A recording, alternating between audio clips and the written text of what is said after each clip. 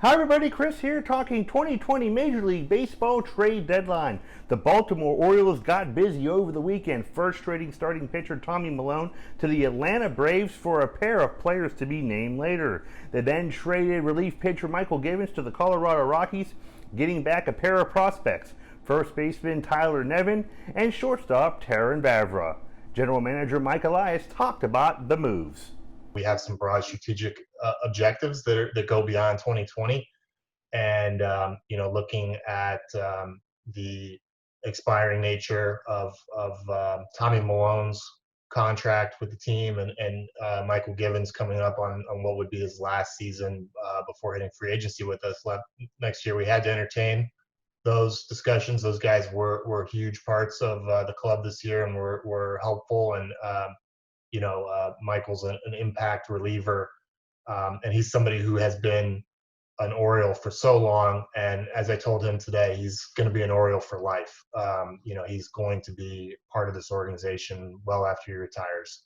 He's meant a lot to our organization on and off the field for a really long time, and we're going to miss him. And Tommy was just a great fit for us this year. Had a rejuvenating kind of season. Great guy to have in the clubhouse. A terrific guy, and he's throwing the ball so well, and it just looks so good. And I'm excited for him to go join that race in the NL East.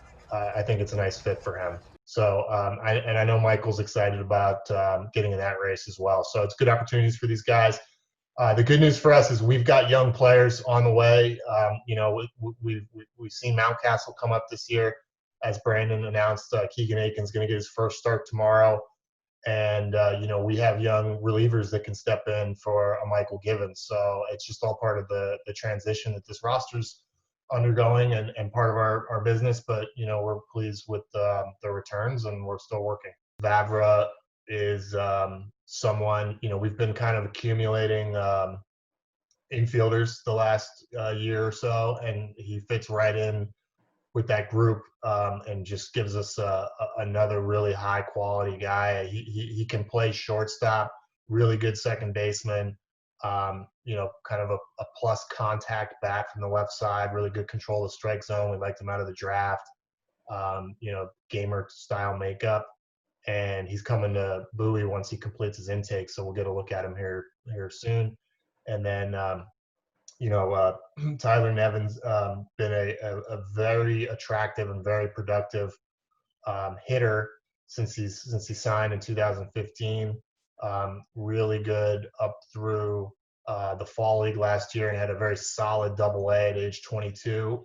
Digging into his numbers and some of his batted ball data a little bit more from Double-A last year, we actually think he had some bad luck, and could have been an even better season. He controls the strike zone really well. He's got a real pretty swing, very solid third base. I think it's fair to say that he's serviceable elsewhere, third base, corner outfield, but first base is probably his best position right now. And he's somebody that I would say in all likelihood, will be at Major League Spring Training next year, and probably pencils in at the moment as our starting first baseman in Norfolk next year, but we'll just have to see. And the Orioles weren't done. Right before the 4 p.m. deadline today, they made one more move. They sent relief pitcher Miguel Castro to the New York Mets in exchange for pitcher Kevin Smith and a player to be named later and cash considerations. Smith was the Mets' number 12 ranked prospect.